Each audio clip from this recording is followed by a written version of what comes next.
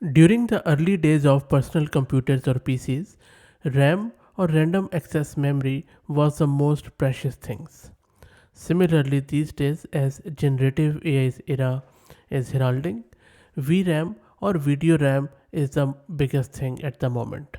Video memory, which is also known as video random access memory or VRAM in short, is a dedicated memory on a computer's graphics card or graphics processing unit GPU that stores and manages data related to graphics and video processing. The most common question which you would find on this channel or on various forums on the internet is that does VRAM matter, and if it does, how much does it matter and how it works? Well, I'm not going to go into the intricacies of how VRAM works, but let me give you my opinion as if VRAM matters or not, or how you can ascertain how much it is um, necessary for your use case.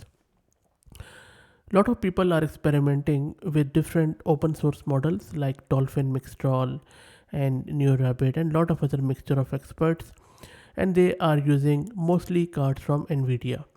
Many people are using RTX 2000 series or 3000 or 4000. Now, here is the rule of thumb: the bigger your VRAM is in your GPU, normally the better.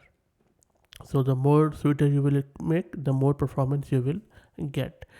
Now, the question is that are the new GPUs much faster on LLM if you compare them to, let's say, gaming ones? For example, the question is that the RTX 4090 is it lot more powerful than the RTX 3090, or they perform same for both gaming and for large language models, or is it true across the board?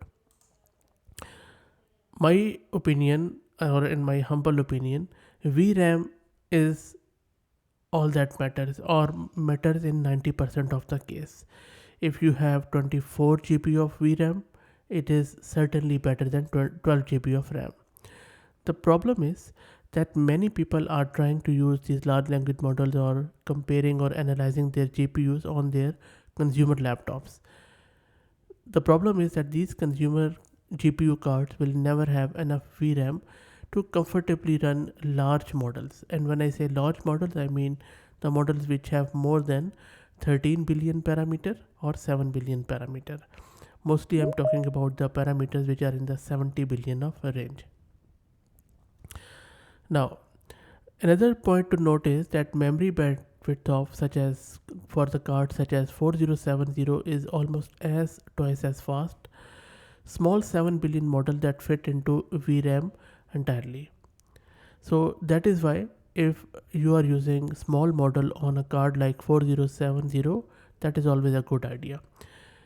Large models where a part spills over to a system RAM, then in that case you will have to get by with GPU card like 4060 because there will be 4 gigs less of model parameter in system RAM. But I won't recommend really 4060 because I have found it bit sluggish. Okay, now VRAM is not the only thing that matters, but the thing is that we are still using these commodity laptops and hardware, so we have to quantize aggressively and still struggle to fit a single decent model in VRAM. So if you remember the earlier days from the RAM, there was always choking on the RAM, and that was a bottleneck. So that is where VRAM in GPUs become a bottleneck in today's large language models, and we are still not that advanced in memory management. So, and for most of these LLMs, memory management is an afterthought. Once we have cleared this hard memory bottleneck to even just a slightly comfortable level, I think the focus will shift to processing speed and the bandwidth between the card and CPU and the whole system, and then we will get way more better performance as we have today. So, in a nutshell, there is an extreme performance difference when you fully load the entire model plus context into VRAM. So, it will be something like 4 versus 30 tokens per second. That is a huge difference. So, if you look at this latest card 4090, it is basically a 3090 with 50% CUDA cores and 50% frequency. So same amount of VRAM and same memory bandwidth.